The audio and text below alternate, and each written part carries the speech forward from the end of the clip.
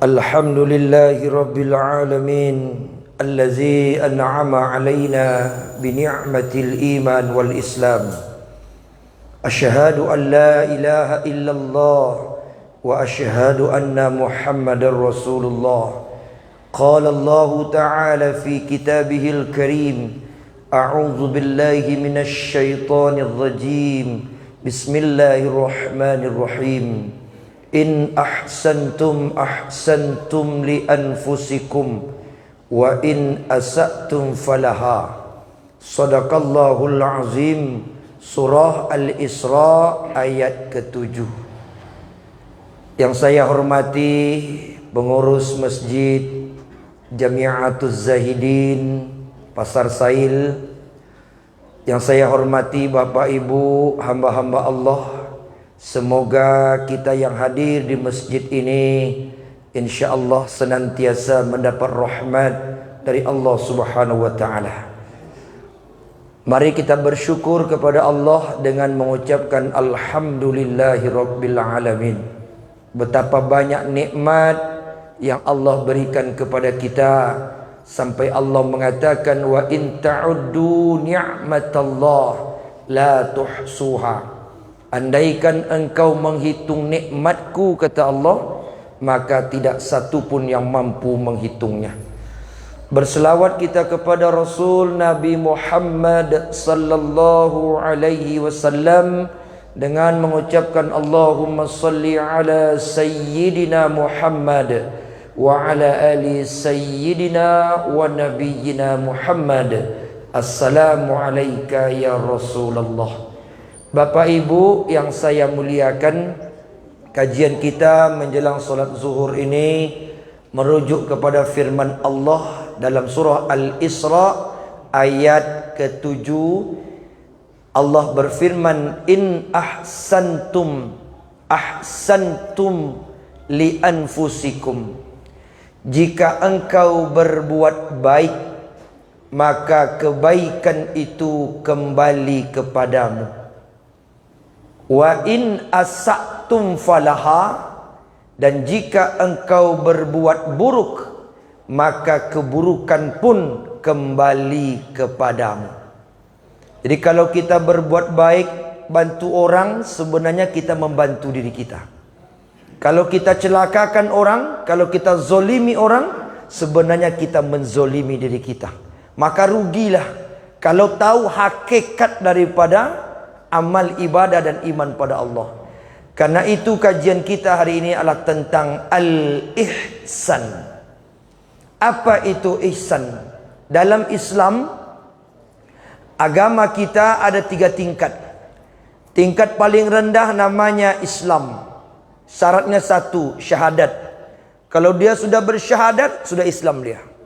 Tentang amalan-amalannya nanti, mau dia solat, mau tidak, mau puasa, tak masalah. Penting dia sudah Islam dengan syahadat.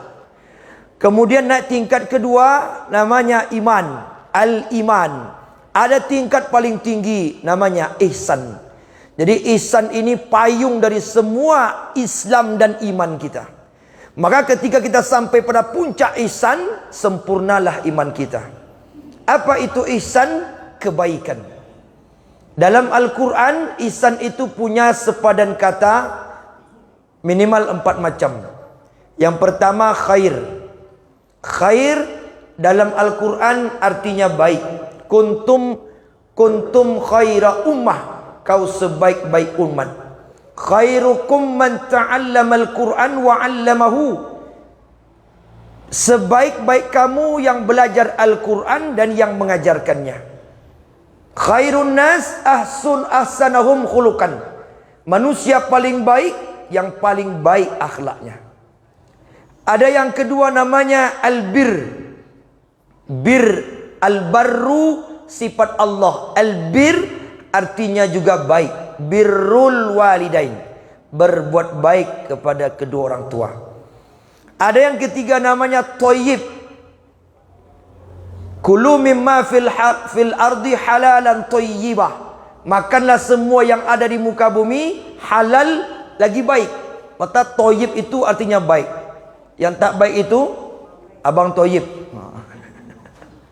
Ada suami Bang Toyib, Bu. Tak balik-balik lah dia tu. Toyib bahasa Arabnya artinya baik.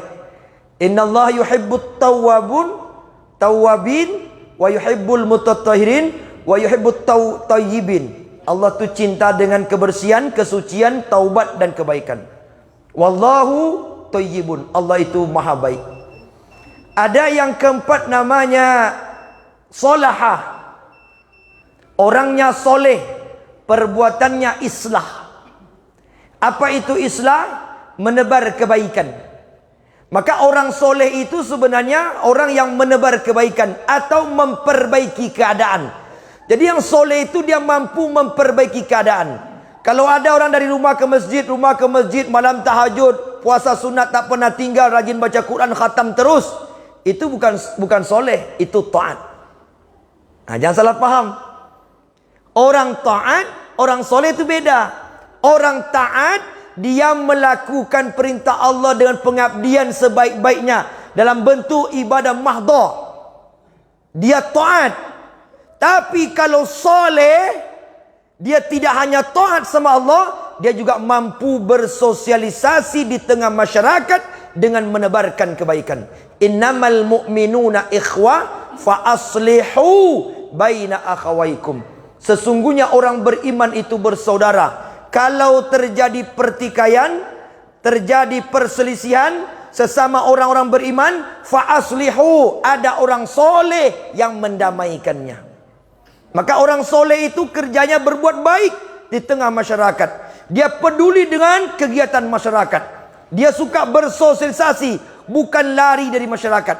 Kalau ada orang sibuk dengan ibadahnya saja, dari rumah ke masjid datang terlambat pulang cepat, datang terlambat pulang cepat. Tak mau bermasyarakat, gotong royong tak pernah, membantu orang tak mau, orang dianggapnya salah saja, dia paling benar. Ini tak soleh. Dan orang soleh itu derajatnya di sisi Allah Subhanahu wa taala dan di sisi Nabi Muhammad orang yang didoakan Nabi. Kita ingat ketika Rasul sampai ke mustawa Sidratul Muntaha. Masuk ke mustawa, Nabi mengucapkan at-tahiyatul mubarakatus salawatut thayyibatulillah. Dijawab oleh Allah, assalamu alayka ayyuhan nabiy wa rahmatullahi wa barakatuh. Dijawab oleh Nabi, assalamu alayna wa ala ibadillahi salihin. Jadi kita ni sudah didoakan Nabi sebelum kita lahir. Kalau kita soleh, taat tidak, maka jadilah orang yang soleh. Doa anak yang paling mustajab kepada kedua orang tuanya, anak-anak yang soleh. Awaladin salihin yad'ulah. Ini secara etimologi atau lughah bahasa. Arti ihsan, baik. In asantum, jika kau berbuat baik, asantum li anfusikum, maka kebaikan kembali kepadamu. Fastabiqul khairat, maka berlombalah berbuat kebaikan. Kalau secara terminologi atau arti definisi ihsan itu adalah ketika Jibril turun ke muka bumi menjelma seperti manusia biasa, dia menemui Rasulullah. Hadis ini diriwayatkan oleh Imam Muslim dari Umar bin Khattab dan terdapat dalam hadis arba'in yang dikarang oleh Imam An-Nawawi. Hadis ini sahih. Jibril datang kepada Rasulullah dan bertanya, "Ya Rasul, akhbarni anil ihsan." Ceritakan kepadaku, beritahu aku apa itu ihsan. Qala Rasulullah, Rasul bersabda, al-ihsan an ta'budallah ka'annaka tarahu fa illam takun tarahu fa innahu yaraka. Kau sembah Allah, kau beribadah kepada Allah seolah-olah engkau melihat Allah. Solat kita Bapak Ibu, sedang solat, bisa tak melihat Allah? Bisa tak membayangkan Allah? Bisa? Tak bisa. Tak bisa. Fa illam takun tarohu, jika kau tak mampu membayangkan Allah, melihat Allah, fa innahu yarukah, maka Allah melihat engkau. Arti ihsan itu adalah merasa kita diawasi, diperhatikan, dalam hidup kita dimanapun kita berada. Maka ketika kita beriman, kita beramal soleh, dan kita sadar sedang diperhatikan Allah, maka hidup kita tidak sembarangan. Ada orang pak rajin solat, korupsi lancar juga. Ya enggak? Ada orang rajin ke masjid, nipu pembeli lancar juga. Kenapa? Karena dia merasa tak ada yang perhatikan, tak ada ihsannya. Suatu ketika Umar bin Khattab pergi belusukan, masuk kampung keluar kampung. Umar itu terkenal dengan pemimpin yang suka turun ke masyarakat. Sampai-sampai Umar pernah bertemu dengan seorang ibu yang merebus batu untuk menenangkan anaknya. Itu jumpa Umar. Begitu Umar itu merakyat. Dan suatu ketika Umar pernah lewat sebuah rumah yang rumah itu masih hidup lampu obornya. Karena zaman dulu tak ada listrik. Masih hidup, rumah lain sudah mati. Ternyata ketika Umar lewat di situ, ada terjadi dialog antara ibu dan anak gadisnya. Ibu ini janda, punya anak gadis cantik. Apa kata ibu ini? Nak, banyakkan air gandumnya, biar kita banyak dapat untung. Rupanya ibu ini penjual roti gandum. Kata anak gadis ini, jangan bu, nggak boleh kita menipu pembeli. Nggak apa-apa, kan orang dah tidur semua, nggak ada nampak. Betul, tapi Allah melihat kita. Orang boleh tak lihat bu, tetangga boleh tak nampak, tapi Allah di mana? Allah melihat kita bu. Dialog singkat itu direkam oleh Umar bin Khattab, dan besoknya datang Umar sendiri tanpa pengawal melamar anak gadis itu. Apa kata Umar? Hai ibu, saya datang ke sini nak melamar anak gadis ibu untuk saya jadikan istri dari anakku yang bernama Abdul Aziz. Singkat cerita, nikahlah Abdul Aziz dengan seorang perempuan yang ihsan. Perempuan yang ihsan, merasa hidupnya diawasi oleh Allah. Hasil pernikahan itu lahirlah anak yang bernama Umar. Umar punya anak Abdul Aziz. Abdul Aziz punya anak Umar. Nama lengkapnya Umar bin Abdul Aziz bin Umar bin Khattab. Siapa dia? Khalifah yang kelima. Ba'da khulafaur rasyidin, 4 khalifah Abu Bakar, Umar, Utsman, Ali. Habis khulafaur rasyidin, timbul khalifah pelanjut estafet pemerintahan di Saudi, negara Islam. Itulah dia khalifah.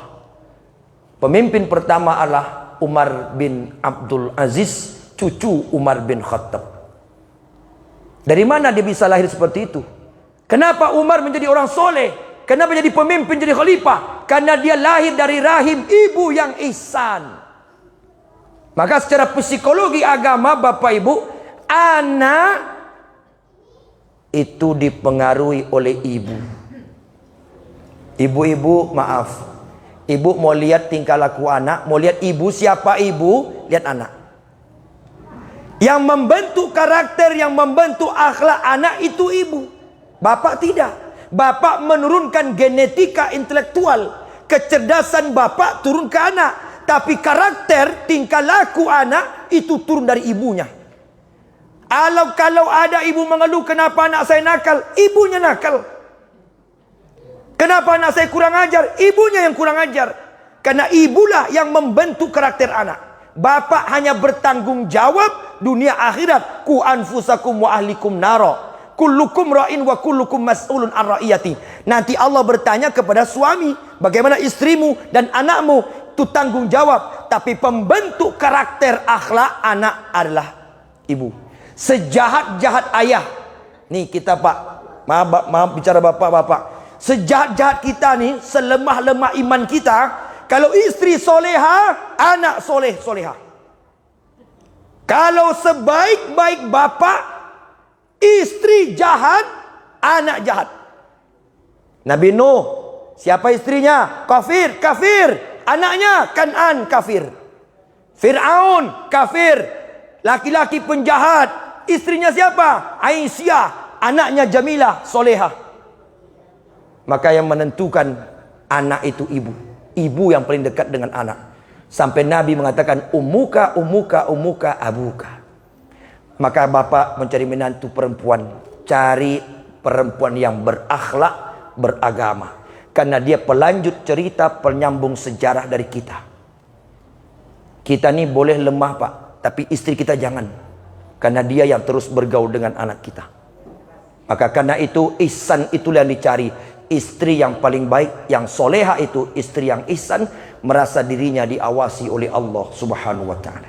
Demikian, terima kasih, mohon maaf.